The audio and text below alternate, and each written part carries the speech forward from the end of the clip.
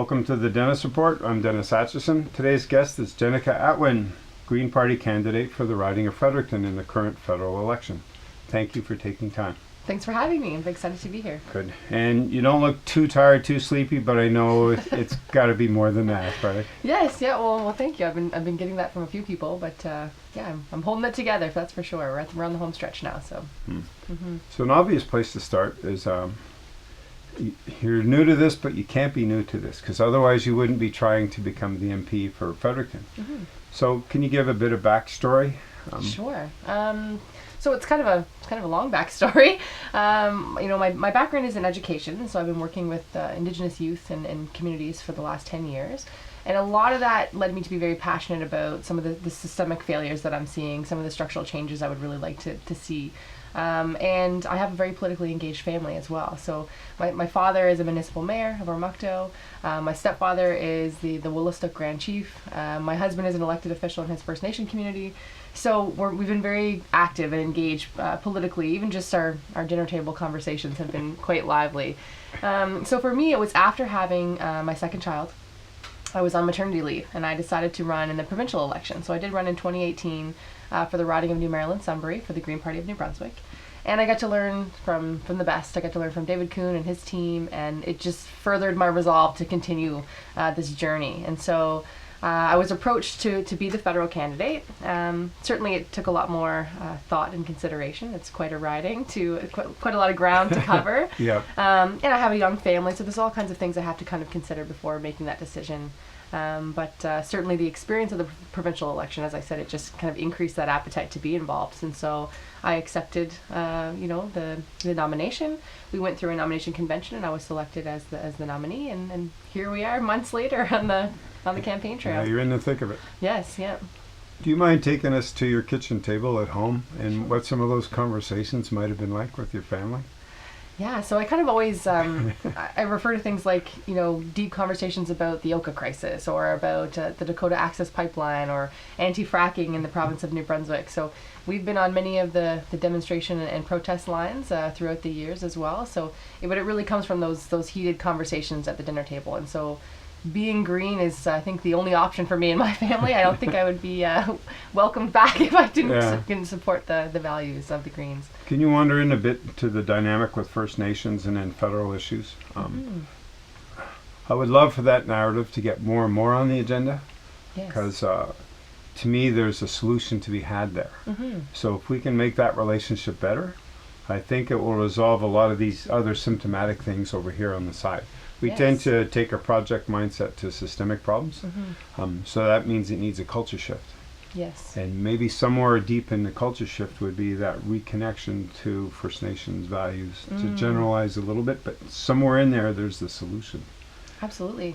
So that's some of the skill set that I feel I really bring to the table, and I think it's really needed for Canada and for the riding of Fredericton in particular. As a non-Indigenous person, it's also important to know my responsibility in that as being an ally, standing beside and not in front of Indigenous people, but being a strong advocate, especially since my children are Indigenous. So it means a lot to me. It's their future that I'm really advocating for, as well as my students. So I go back again to my role in education. So I started out as a Native Studies teacher in Ormocto High School. Following the footsteps of my stepfather. He was there previous to me before he was seconded to the district to do curriculum development.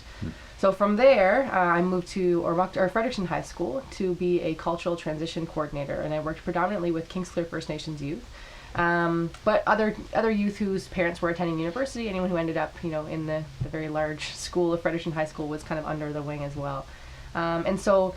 From there, it was challenging them to be very critical about some of the information that they're receiving, to make sure that they're represented in their curriculum, to challenge staff and administration to create a more inclusive environment for Indigenous youth, tackling some of the issues such as increased mental health risks, a lot of these things. So we're kind of in the thick of it on the front lines. And again, now having Indigenous children, it's all the more important for me to be this strong voice. So some of the ways we can move forward and improve these relationships are continuing the path to truth. I think that's why we say truth and reconciliation, because that part is so essential. So it's things like really confronting our past, really looking at how we got to where we are now. So continuing this kind of decolonization of Canada, of Fredericton, and letting Indigenous people lead that charge. So we tend to have a top-down approach. We like to speak on behalf of communities, but it just can't be that way. So there needs to be a real fundamental shift. And so that's in the search for self-determination for communities. We need to recognize the United Nations Declaration on the Rights of Indigenous Peoples. We need to follow the recommendations in the final report on the inquiry on missing murdered Indigenous women and girls. Tonight there's a vigil in Fredericton that I'll be attending. So those issues are so important to me. There are unsolved cases within the two communities of our riding as they exist currently. So this is not something we can stop talking about. We can't ignore those truths. And we need to really hit home on what we're talking about. So there's racism, there's discrimination, there's prejudice in our society. And those are tough conversations to have, but I'm not afraid to have them. And so that's really what I feel I bring to the table in challenging people as a non-Indigenous person, hopefully speaking to other non-Indigenous people to take on their responsibility as well. Because the work of reconciliation is not for Indigenous people, it's for us. It's for us as the settler colonials.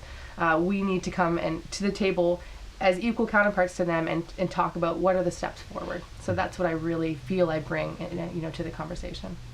Thank you for that. You're welcome. It must be interesting for you then, and it's just from the first little soundbite, right?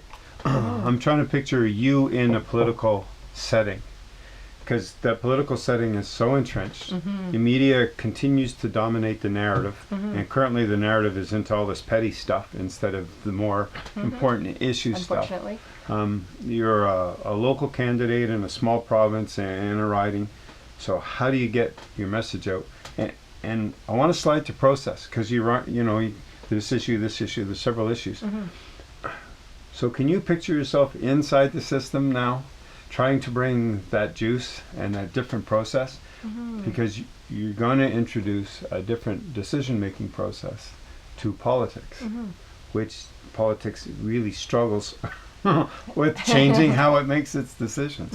Because there's the surface politics, now you vote and all that stuff, and then there's the behind-the-scenes politics, where people are being leveraged, or how did that decision ever come to be, which in a truth-based structure wouldn't even be possible, because there would have been consensus in the first place. Have you thought yet, like, what if I win and then I'm in there and I'm trying to do it this way and everyone else is doing it that way? And I don't know if it ties to Wilson-Raybould much, because I'm always cautious with national attention on something like, did they tell us everything? Do we have enough of a context to understand her decision? But you couldn't miss the need for it to be honest. You want to play in that space a bit? Yeah, so I think I'm being presented with a very unique opportunity, being a Green. So right away, I'm expected to be different and to have a different approach and a different process. And I think that's really, I have a different energy, I have a different way of approaching people and having these conversations. So I think that I'm going to surprise some folks when I get there. And I'm proud of that fact. And so it's really about just continuing to be true to who I am, focusing on my integrity and the message and the issues that I really care about, and not forgetting about that responsibility that I keep talking about. So it's just about being strong, and I'm not afraid to do that. I go back to, I'm an athlete. I know how to play, some of the tough games, and I know how to work on a team. And that's what I really want to go there to do. And I will work across party lines. It doesn't matter what color your shield is. We're on the Canadian team. So I really look at it in kind of that way. Let's pick for instance, and see if we can ground that theoretical, kind of hypothetical conversation into something specific. Okay. So we'll pick an easy one, like climate change. So how do you see your role in the conversation on climate change, or decisions on climate change, with your party platform, with your juice that you're going to bring to the conversation, with not only dealing with climate change, but also changing the very way politics unfolds in the country? Those two things need to happen, because you won't have climate change unless politics changes. Can you go into that? The problem with talking about climate change is that it's a massive issue, and there's so many avenues we can take to attack it, and we only have a short time to turn things around. So we really need to prioritize. And so for me, I have focused on the health impacts of climate change. And again, it goes back to mental health. And so that is going to be the flagship for me personally for these next 4 years, because the demographics here in New Brunswick for our youth, for Indigenous youth, for our senior population, our risks for mental health issues are much higher than the national average. So that has to be my number one focus, and I would link it absolutely to climate change. But there are others who would be in a Green Caucus who would have other focus for confronting the issue. Also, there's some great plans coming out of the Liberal platform. There's some great discussions starting to come out of the Conservative platform, NDP. So I'm very optimistic that we're going to be able to, again, come at this with a team approach. But for me, I'm going to focus on health and mental health, and because I have to prioritize, otherwise we're just going to be spinning our wheels. We need to be very targeted in what we're doing. On the spinning the wheels thing, there are several who've come before you, because it's been a 40-year journey now, where the industrial model, the business model has tended to dominate the governance structure. We have to do this for the economy, we have to do this for creating jobs, right? As if it's a straight line, a linear, if this, then that happens, that kind of thing. That's a monkey wrench when you put in the green economy mindset. Can you try to give a couple of concrete examples where a green economy will actually create more work as opposed to sticking with the oil-based current industrial model?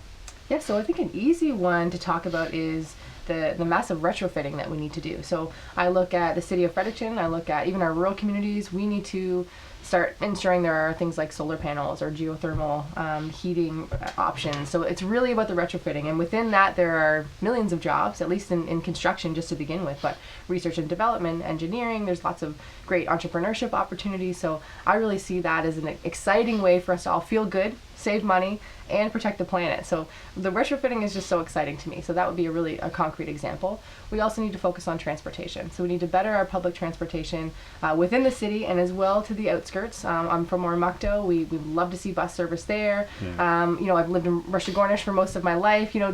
I can't imagine what kind of opportunities would open up for a lot of people in the rural communities and who are perhaps living below the poverty line, or just a lot of those barriers stem back to transportation for many demographics. So that's a really key issue as well. But in order to do that, we need to be innovative. We need to be sure that we're expanding our transportation services in things such as better shelters, more pickup times. We need to lead by example. I talked a bit about this last night as well at the environmental debates. We see MLA David Kuhn riding the bus to work most days. So it's about behavioral shift and making it more attractive and a better option, but it's also about removing those barriers. And it goes back to again, this web that I'm looking at, and I think poverty, mental health, it's all connected, and transportation, it actually comes up in a lot of those conversations as well. So those are just two concrete examples where there's lots of job opportunities. So how could an MP impact that? By being a strong voice, working with your provincial government and your municipalities, so we have to work as a team in that way. I would love to see also a New Brunswick, made in New Brunswick approach, where all of our MPs, again, regardless of what color, we work together to really focus on our unique challenges here in the province. Yeah. Why I ask that, because a lot of voters will associate voting for someone with pulling money into a riding. There's an awful lot of MPs over the past who use that as their main hook in their storytelling. Well, vote for me because I'll bring millions of dollars into the constituency, that sort of thing. Which is part of the dysfunction, because you shouldn't be voting about pulling money, because by the time you go to Ottawa and you fight it out with everybody else, it's not sharing the Smarties, it's fighting for Smarties, same thing. So do you think an MP can change that narrative a little bit? In terms of, it's not just about how much money I can pull into the constituency, but it's maybe a network I can build or a culture shift I can build. Absolutely, and that's really the way I've been pitching my process. It's about that culture shift. It's about leadership and accountability and trust. And so that's really what I'm trying to offer to the people of Fredericton. That's what's kind of different than what they've seen. So that's really what sets me apart. And that's absolutely what I would bring to the table. And networking is such a beautiful opportunity for all of us to grow, because we all have our own wheelhouse, we all have our own strengths, and we need to play on those strengths if we want to be successful. So there's no time for blame or partisanship. Once we've got the job, we've got to get the job done. So I just think about coming back after 4 years, and I better have a long list of things, of accomplishments to go back to my constituents with, and that's going to keep me working really hard. I got two questions in mind. I hope I don't forget the second one as I do the first one. Nick Nanos released a poll 2 months ago before the federal election saying that the number one issue in the coming election was going to be about trust. It was going to be about ethics. Something like 77% of respondents said they're going to vote based on if they're going to trust the candidate. Now when I listen to the media, there's no mention at all of the moral side of the equation. It's all about whatever jib-jab that they're doing back and forth about airplanes or identities or statuses as a Canadian American and all that foolishness. Do you think that value of trust can override all of the way the media is going to do the whatever sensational today, how do we do a negative hook today approach? Because most people would agree with that poll, because they did. Most people want to be able to trust the person they're voting for. And Matt DeCourcy, as the incumbent, he's now wearing his 4 years.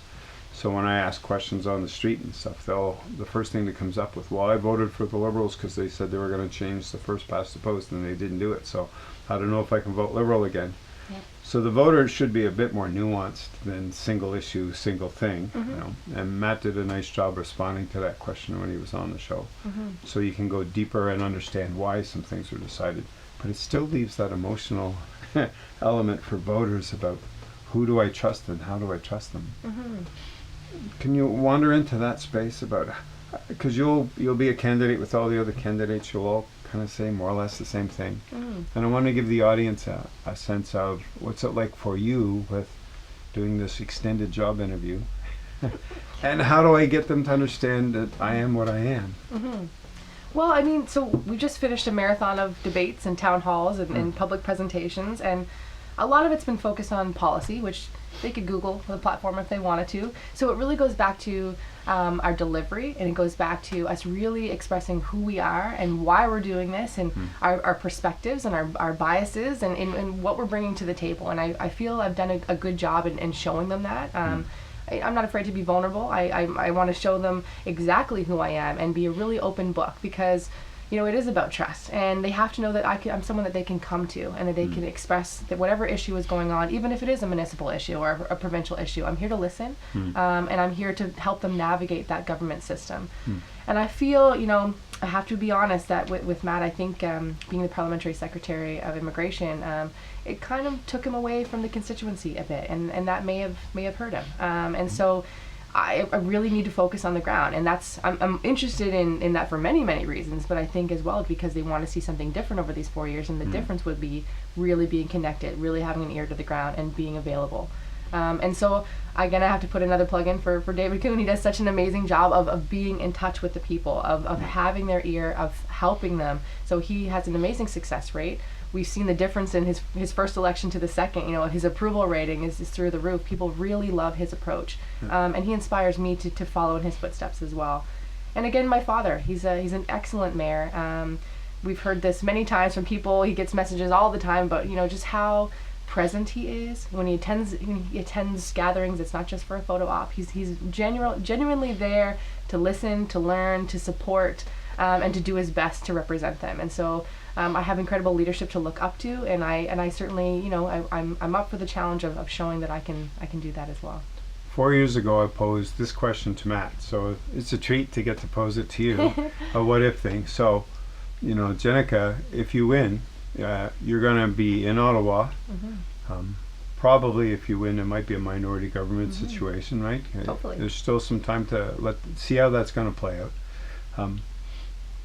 So there's always a point in time in the life of an MP when their constituents want them to vote one way, and the political party wants them to vote another way.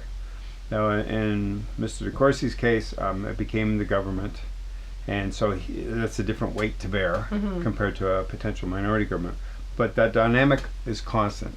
No matter what, as an MP, your constituency is going to want you to do this, and somewhere down the line, on a federal scale and a national scale, the vision's going to be different from what the locals want. How are you going to handle that natural tension that goes with the job? And I frame it that way so that the audience will stop boxing candidates and MPs into a box saying, well, you betrayed us or you told us lie. Because most of the time it wasn't. It's just trying to understand the circumstances of the job. Well, so there's two things that come to mind there. And so what's great about being a Green Party representative is that we're not, our leader doesn't whip the caucus. You don't have to toe the party line. So you are allowed to be a free thinker, and you are allowed to represent your constituents should you disagree with something that the party was voting on. Having said that, I'm also proud to be a Green, and I'm there to represent the Green values. And so I'm hoping that most of those tensions won't exist, because the people of Fredericton will have elected me to represent those values, and so that they'll kind of be on board with what we're trying to achieve. But I also think back on my background as a researcher. So it's really about knowing all of the information, weighing the different perspectives that come into play when we're talking about a key issue, and really looking down the road and how it's going to affect Canadians 7 generations down the road. That's the way I've been taught to approach any issue. And so that will be the basis of my decision making. So it's a kind of a combination of all. I am proud to be Green. I'll be very proud to represent the constituents, and their voices are who elected me, and I need to keep that in mind first and foremost. But I also will be thinking about future generations. It'll be really interesting to introduce that 7 generations mindset into a decision-making process that's really has been geared to 4-year election cycles, as well as business quarterly return cycles. It would be a nice counterbalance, wouldn't it? Yes, yeah. And that's why I brought that up, because that's part of the culture shift. To see if people can picture consensus politics or cooperative politics rather than this conflict-based stuff. So maybe not unlike New Brunswick, which now has the 4 conversations or 4 perspectives in the legislature, regardless of how media tries to portray it as us and them still, red and green against purple and blue. No, it's more almost a circle. Not quite, but almost a circle. You might find a similar situation like 3 weeks from now after the vote's done. Can you, again, it's just a vision thing. It's not like a very hard question, but it would be interesting for voters as they're deciding to try to see how a minority government might function in Ottawa. A lot of people probably don't even remember the last time we had a minority government. And if it was a 4-way minority government, not unlike what New Brunswick's trying to navigate its way through. And to see that as an opportunity rather than as a detriment. Yeah, I very much see it as an opportunity. I'm hoping for that as an outcome. Because again, I believe in proportional representation. I believe in electoral reform, and so if this is the closest we're going to get, then I'm happy to approach that in that way. So again, it goes back to being on the Canadian team, and we really need to check our egos at the door, and put those shields down and just think about what's best for Canadians and what's best for our constituents back at home. So really, my campaign slogan has been bringing people together, and I think I have a lot of skill set in doing that. Even people who have very conflicting ideologies to mine, it's about listening and being empathetic and compassionate and caring, and showing them that we have more common ground than differences. And so I look forward to that opportunity, and I think it's going to be beautiful for Canada.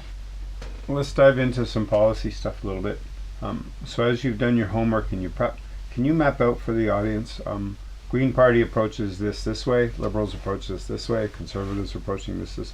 Pick any topic you want, but can you walk us through how you're different, or the Green Party's different from the 3 other main parties for choices?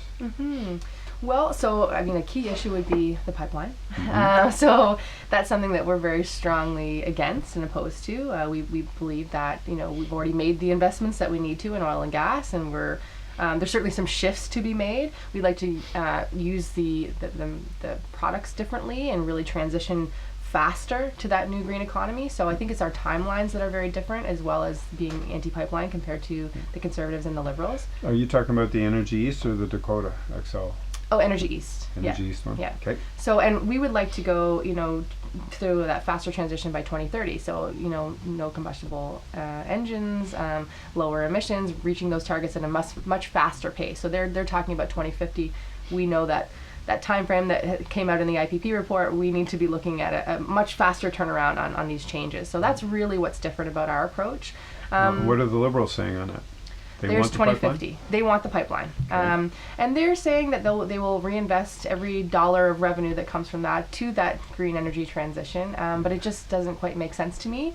I think that if we're calling a climate crisis over here and then continuing to invest in oil and gas and actually increasing subsidies to oil and gas companies over the last 4 years, it doesn't make sense. And so we want a plan that makes sense for Canadians and has a very clear focus point on that transition. And so it's just about being more aggressive. We need to double down, we need to go faster, and that's really the green approach. Conservatives are all about, they're really about the you rather than the we. I think that's the big difference, is we want to bring people together in a more inclusive federal approach to the future. And they're about, they'll continue to say, we'll put more money in your pocket and get out of your way, and we want you to get ahead. So that's just their kind of branding. And we've seen a lot of their politics are very divisive. Some of the talks around immigration or foreign aid, very different than what we're talking about.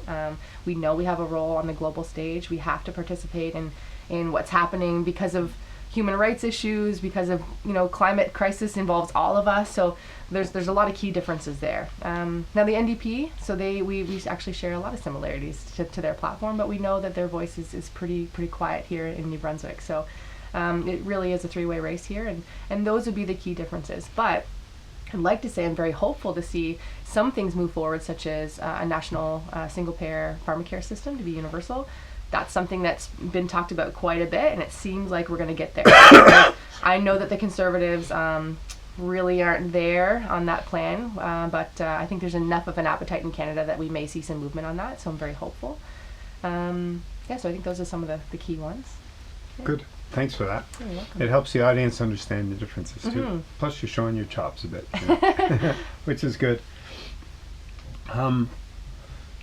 Life as an MP, family, job, all that stuff. Yeah. How big a shift is it going to be for you?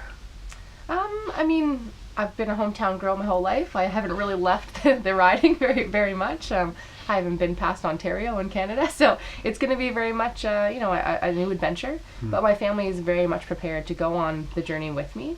My oldest son asks me all the time, "When are we going to Ottawa, Mom?" So he's ready, and thankfully he does so well in school. That's not a barrier for us. That we're very prepared to bring him with us, have education provided for him while we're in Ottawa. My 2-year-old will be with me. They're going to have to get used to seeing a woman in politics with her children, and that's just the fact of it all. There's been a few, but not many. So yeah. That's good. And my husband as well. So he's an elected official in his community. So he's a band councillor, and his role is in economic development. And we know, First Nation communities are a federal responsibility, so he can be a stronger voice for his community by being a direct link to Ottawa. So we're seeing this as a great opportunity for all of us.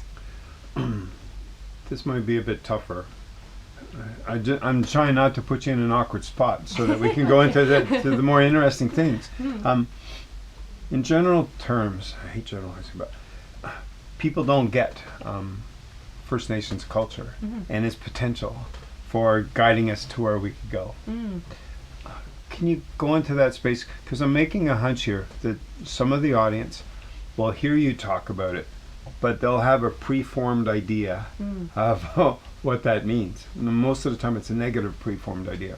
We can thank a lot of media work for what they've done instead of the positive stuff like the consensus building process and those sorts of things. Can you speak to, has anyone challenged you yet, like, well, if you're speaking to that kind of background and like an Indigenous and non-Indigenous background, that's got nothing to do with politics, and get dismissive on you. Can you? I want it to be a little awkward because it's real, because that's where the change will occur. Yeah. Well, most people are actually quite open to learning about Indigenous culture and to really understanding that they need to be part of the conversation, understanding their role in this new shift, and having them be one of the leaders in this conversation about climate change. So they actually see it as part of the solution. That's what I'm hearing. You guys can't even get your act together, so how the heck are you going to work on a national scale? Well, don't run into that? Well, there's been such great growth in communities locally for the last 5, 6, 7 years that people are really seeing that, and they're really picking up on it, and they're thinking, hey, they're onto something. Good. And it's really about embracing culture and spirituality and Indigenous languages. And so that's something that I spent my entire career doing is facing those challenges, making people realize that this is important, that it's not just Indigenous history, it's Canadian history, these are Canadian issues.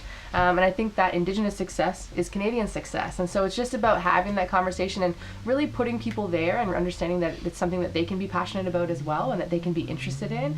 And I think it's growing. And I've been seeing that in the education system. I've been seeing it in the wider society. There certainly are still the voices of dissent that exist. I've knocked on a couple doors that were quite frankly dismissive of you? Dismissive, prejudiced. So but that doesn't scare me. I think we have to confront those kinds of issues head on. I actually, part of my master's education was in anti-education or anti-racism education. So it's about understanding that this misinformation, the media does have a major role to play there, but all of these things are taught and they can be untaught and they can be challenged. So having a critical studies approach, I think is very beneficial to me, and it's taught me how to have those tough conversations and to have a thick skin and be able to listen to someone, hear them out, but challenge them enough that I see them starting to question their own thinking and their own logic. And the more that we do that, we can kind of bring everybody together, and that's real reconciliation, is knowing that we're all part of this puzzle. And so I have a lot of strength in that because of my background and my education. Thanks. You're welcome. So we've touched a bit on the Indigenous, non-Indigenous dynamic. We've touched a bit on mom and academic and professional pieces and parts. But still being a politician, squirrel moment, off to a different direction. There were studies done, past 10 or 15 years about the least trusted professions. And politicians about 20 years ago beat out used car dealers for, the least trusted professions, right? And what a negative commentary, given that everything we do is intersects at that point. And you want to get into this business. Yep, I hear that all the time. You must be crazy if you want to be a politician. Anyway, I think back, actually, we were visiting one of it was a special care home, and there was a wonderful lady there who was just, not having anything that I was saying, and she just said, they're all liars, and I just felt so bad that she was filled with such, mistrust and anger towards politicians, and I just said, ma'am, I look forward to proving you wrong and to changing the face of politics for you. So, most of the other residents said, oh, just don't mind her, this is just how she is, but it really stuck in my mind because I thought it is so sad that we don't trust our political leaders, because the role and responsibility that they have is so important that they must hold our trust. We elect them, the democracy that we fought so hard to protect, we have to go back to what that really means, and I think trust should be the number one issue in an election. You have to trust the people that you're putting in there to represent you. So I want to change the face of politics, politicians. Again, I want to stand in front of them in 4 years and say, I did what you asked me to do. And it won't be about saying, we put money here, we did this and this. It's about, the concrete goals that I want to see moving forward, and because I know that we're at this crisis level. So I need to see movement on mental health. If I don't get movement on mental health, it's not just that I'll be disappointing people because I was talking about it as an election issue.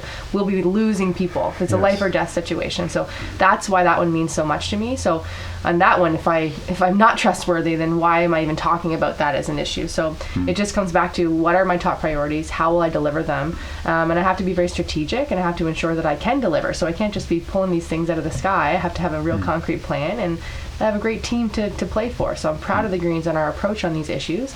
I'm proud of where we have committed to put funding in those areas, and even though we're not going to form government on October 21st, but I'm confident that there's enough of an appetite in Canada and within, across party lines, that we can move forward on these issues. So it's about picking the ones that I think are the most crucial and fighting my hardest to make sure that we have some movement. So I want to be seen as trustworthy, not just because I think that's how it should be, but because I wouldn't even think about reoffering if had I not achieved some movement, at least on especially mental health. Yep.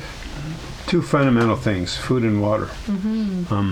Caught on the news today, there was a gentle walk-in, I think it was, in Nova Scotia, around that pulp plant that's trying to get out of its termination window for the water that's being damaged down there. And First Nations is leading that conversation. And typical at the 11th hour, because I think the deadline's November for them to stop doing what they're doing. They've had 5 years. They're coming back with a plan D or a plan F and G and Z, and to get around it. And hopefully there isn't a political end around. But an MP has to sit in the middle of that intersection. And that intersection is always environment and jobs. And it gets caught in that narrative rather than the sacredness of water. Because once you push it to sacredness of water, it changes the discussion, and then you can find other jobs other ways, which you've mapped out a little bit. Do we have any hot ones in New Brunswick and in your constituency or potential constituency that's going to get down to that? where there's going to be the argument from the traditional point of view that we need the jobs because people need that stuff, and there's only water is like untouchable. You don't mess with it. You know? I'm thinking of Sisson Mine that hovers in the background, but New Brunswick has a couple of others humming in the background too. There's the quarry, the Mirror Quarry, that's outside of Fredericton. There's Sisson Brook, and there's the Rexton, if it ever does service. And Energy East as well, crossing 100 waterways. Yeah, that stuff, you know. If ever you saw a map of the province, but it's not a map, it's all the rivers, it's stunning. Just white and blue, it's amazing. It is the blood life of all of us. Yeah. Yeah. And so, I mean, again, having a deep connection to the Indigenous people of this riding in particular, so the Wolastoqiyik, they are the people of the beautiful, bountiful river. Water is sacred. I've been taught my entire life to believe that way, and because it makes up our bodies as well. We are intricately connected to water. So to abuse it in the way that we have, to commodify it the way that we have, it goes against human nature. I don't even know how we've gotten down this road. Well, I do. It's because it's about profits and money and jobs is kind of it's always the terminology that we're given. And I find New Brunswick are always being given these opportunities in kind of a dichotomy. It's this or nothing, or it's this or jobs, or it's environment versus economy, and it doesn't have to be that way. And I've been so frustrated by that kind of conversation, which is one of the main reasons why I got involved, because of that frustration. We can change the conversation. It doesn't have to be polarized in that way, and because we need to be on the same page. We can disagree, but we certainly need to know we need to move forward, and we all need water, and that's something that you can't disagree on that. It's a fact. And so I'd like to see water treated with not only respect but with legal rights. So this is something we've seen in other countries. I can look to New Zealand as an example, and what that does is it completely shifts how we look at water. It shifts how water is just essential to all life, and so it has to have more of a legal role. And so Sisson Mine, to me, it cannot happen for many, many reasons, not just because of the beautiful Nashawak River that is potentially impacted by this, but I love this province, and to think of a tailing pond that is 2 times as high as the Mactaquac Dam and 16 times as wide with sludge, it's just not, where are the birds don't know that that's toxic. There's no signs that they can read. The animals, it goes against who we are as New Brunswickers, as Canadians, and just as human beings to treat water in this way. And I mean, also in a cost-benefit analysis, it just doesn't make sense. It's bad business in my mind. Tungsten is also tanking on the world market. I don't know why we're having this conversation, because and again, we're being pitched always as New Brunswickers that this is our only option. If we don't do this, we have nothing. That is not true. And so we need to diversify. We need to open up the doors. We need to end the monopolies that exist in this province as well. There are so many amazing entrepreneurs that are out there who are wanting to, be more successful in certain sectors that they're being impeded because of the corporate capture that we're under. Sure. So can that corporate capture be treated through legislation? Or how do you fix it? Like, what's the solution to that, Jen? So it's ending this kind of relationship that we have where they control everything that we do. They control our media. They control these conversations. They're the ones that pitch it in that two-way dichotomy. Yep. It's ending their subsidies. It's closing some of their corporate loopholes and the tax havens, and being able to speak out publicly against them without some of the backlashes that we're seeing, that needs to happen. And so you need a fearless leader who is not in the back pocket of any of these corporations, who has a strong support system behind them to be able to do that, because it's a kind of a scary endeavor. It takes a lot of people. And there's still the issue of creating work. And so we got to the point yet in the storyline that if mainstream media would show the balance of jobs, because you've spoken about green jobs versus our traditional jobs, but it's still kind of vague for a lot of people watching. So it'd be neat if there was a graph saying, here, if we converted to solar and wind, and here's the number of jobs it creates, here's the window of time for the conversion. It reminds me of me doing research ages ago on forest management in New Brunswick. It's 2004. The Aquapori report had come out by industry. Industry was looking for government to make some decisions so they could get ahead making decisions now so that it would affect 2020 and 2050, their version of the generations thing. And I remember talking to an activist type, environmental type, and saying we need to get away from softwood lumber and doing that as a prime driver. Yep. And so what's the solution? And he said, well, guitar backs and salad bowls. So I was willing to kind of go, because you follow, you don't conflict, you follow, you know, so. And he said, well, you know, we can export it to market, and maybe there is a market enough to sustain. But when I said, but you need to employ 28,000 people, because you're going to convert from one industry to another. So is it a 5-year conversion, a 15-year conversion, 20-year conversion? And just hadn't thought it through that far. And so to me, that's where we need to go. So how can we take 28,000 jobs in softwood industry and convert it to something else, and how many years will it take? And what are the steps along the way? And then what's the legislation that supports it? I think then you might get the momentum needed for Gnosis in mind, or let's get off softwood. Is it there yet, to put you on the spot? Does the Green Party have a version of we can create this many jobs in this window of time and start on this conversion path?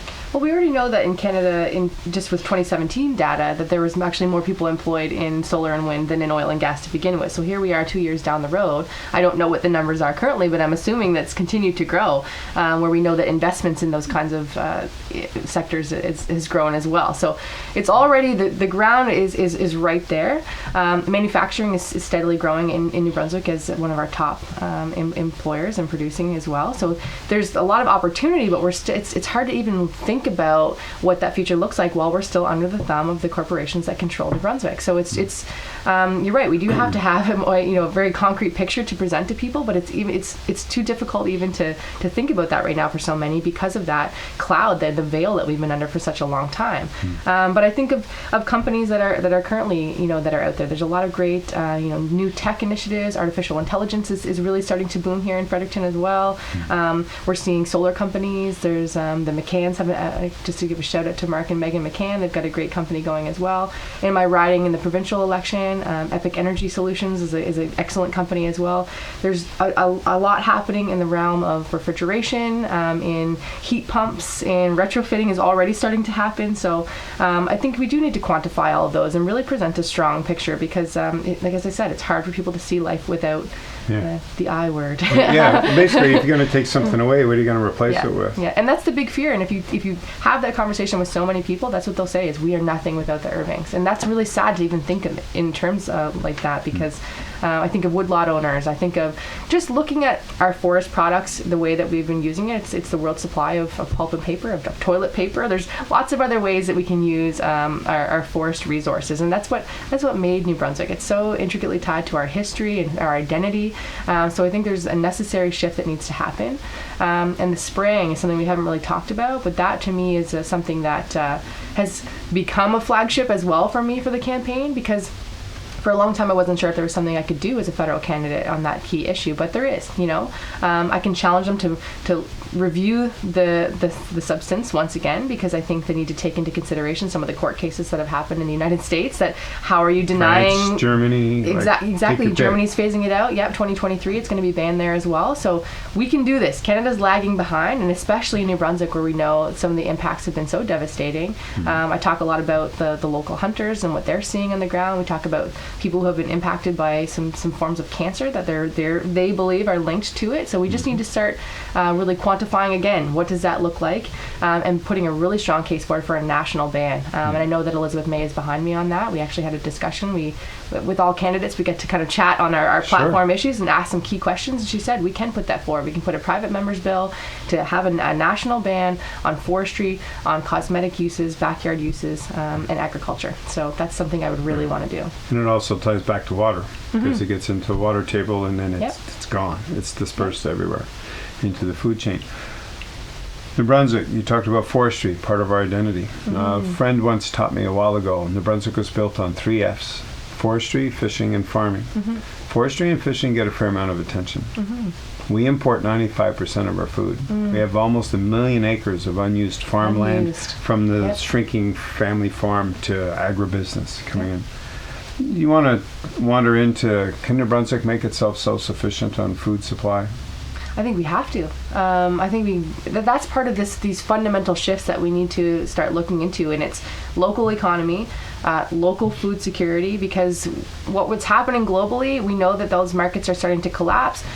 We know that because of climate change, because of droughts in other countries, we're starting to feel the effects of this. And once I think the prices start to skyrocket, people are really going to start understanding that now the shift needs to happen. It's sad that it has to come to that point, but that's really where people start to pay attention when it hits their pocketbook. So we're already there.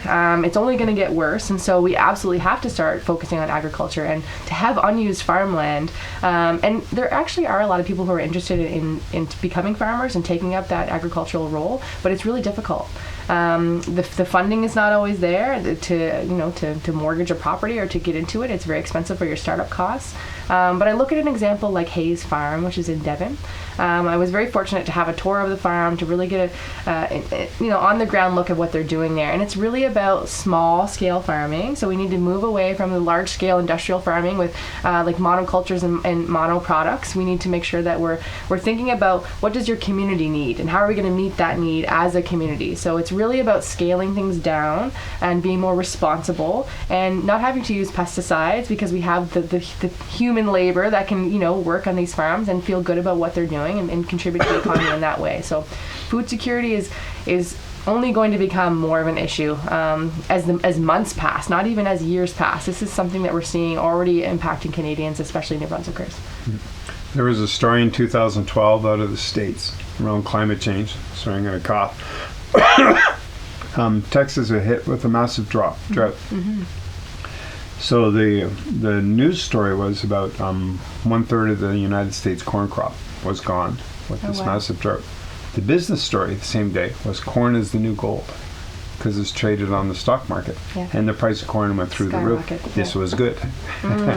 That value set, given it's around food, and food is supposed to be sacred, needs to shift, which gets to the water conversation, which gets to some of the cultural or value shift difference you could bring. So I'm setting you up a little bit, but it's representative of a voter choice. Yep. And are they ready for that choice? Different shift. A lot of politicians will go about campaigning the same old way. So you do the debate thing and you'll wonder, man, I spent all that energy. Is anybody going to vote for me? Is anybody paying attention? On the news today, I'm driving around, was a current story, CBC in the morning, about how people aren't paying attention yet to the election. So here you are and your team expending all this energy and effort, and a certain percentage, and it's more than half, won't pay attention till last weekend. Not to be cynical, but to me it's a truism. They'll vote based on your photo. They'll vote based on a first impression.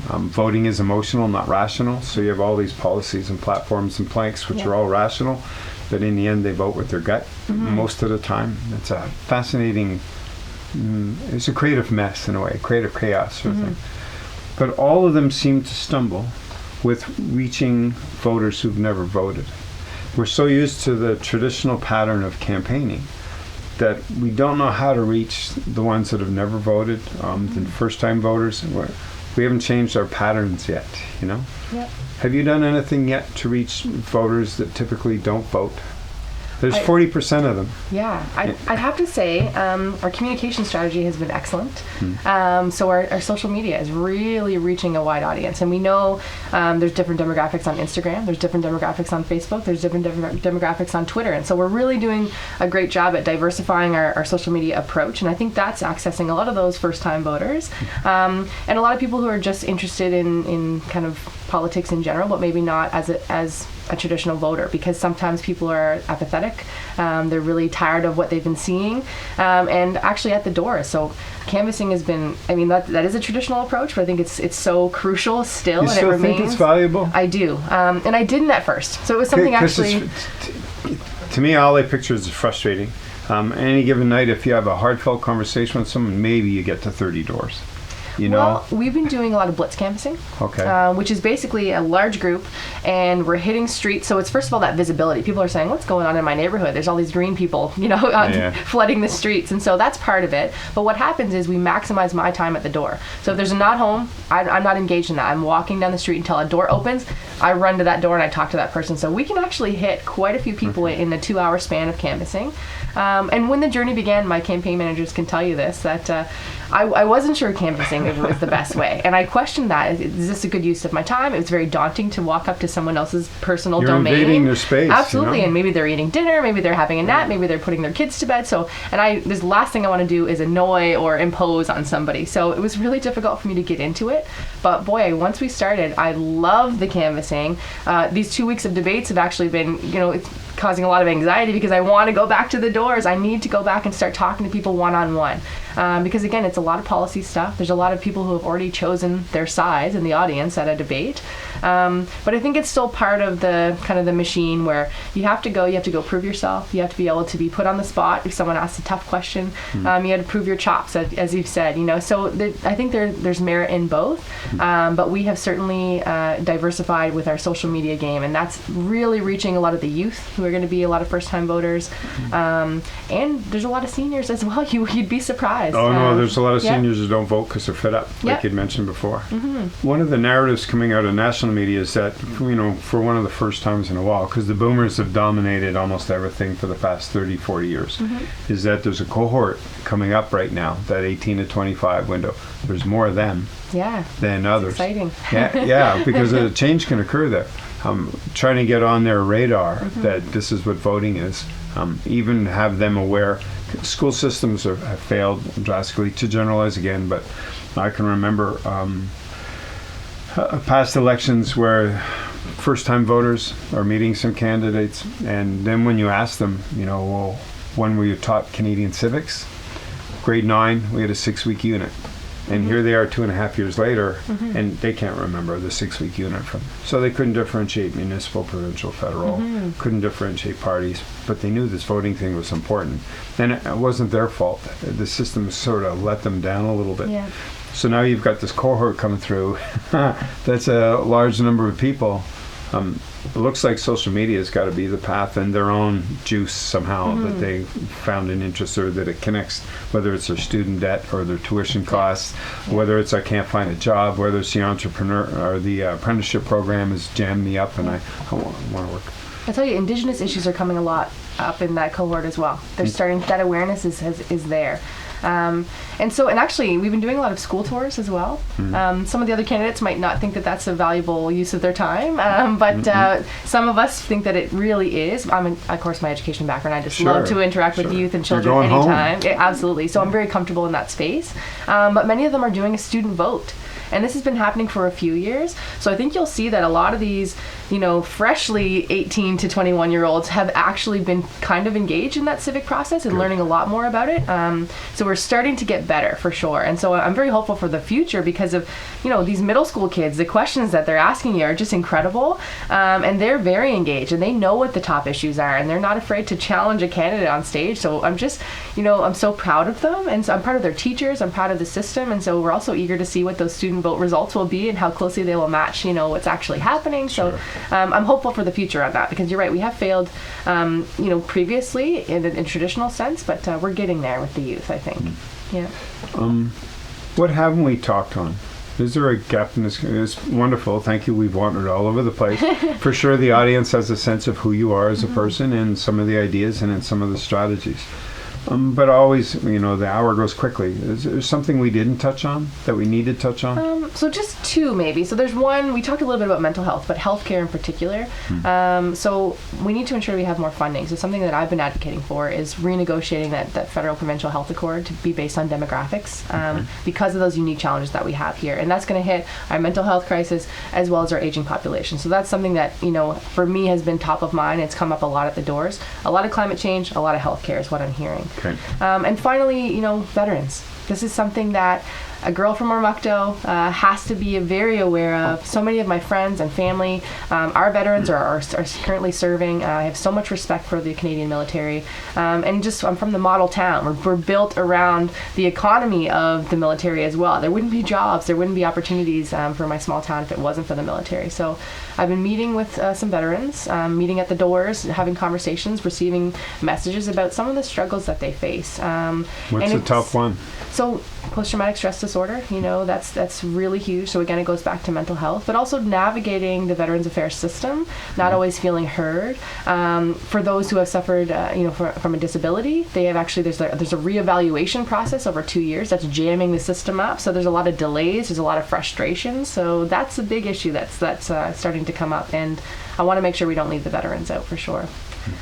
Also, the Phoenix pay system is something that's been kind of lacking from a lot of conversations. Yes. I've got I play hockey, and they're eagerly awaiting the results of the election. What position? Goaltender. To see whether or not they'll have a goalie. That's kind of a side point, but my team manager, she's been back and forth with me, and she said, I just wanted to let you know to talk about the Phoenix pay system because she was affected by it. She is owed $41,000, and she's getting nowhere.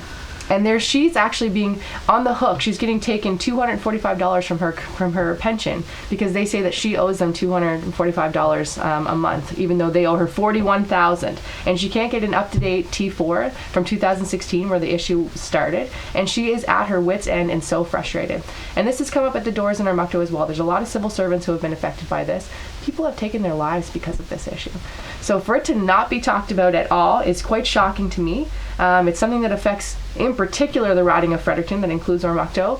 And so we need to be pretty loud on this, and we need a resolution for these people, and they need their money. So that's something I just wanted to put a plug in for. Oh, that's good. It's why we do this, right? Minute or two left, or 5. How do you want to end? Well, just by thanking you. This has been a lot of fun, and I enjoy any opportunity to talk about why I'm engaged and who I am, because that's so important. It comes back to that issue of trust. I want to be someone that they see that they can trust, and because I've had a lot of student support, so I feel that the ones who I've held their trust as an educator in the past, that for them to be writing kind of these endorsement messages in social media or sending in videos, it's very validating, and it tells me I'm on the right path, and it makes me feel really good about this journey. So no matter what the outcome, October 21st, I'm really proud of myself. I'm proud of my team. I'm proud of the work that we put in, and it's a legacy for my children, and so I'm happy. I'm really happy. That's great. Well, thank you. Thanks for ending us on that note. Yeah, you're welcome. And thank you for watching. If you like the work we do, please go to our website, thedentistreport.ca, click on Patreon or PayPal. That'd be appreciated. Be good, have fun, love each other.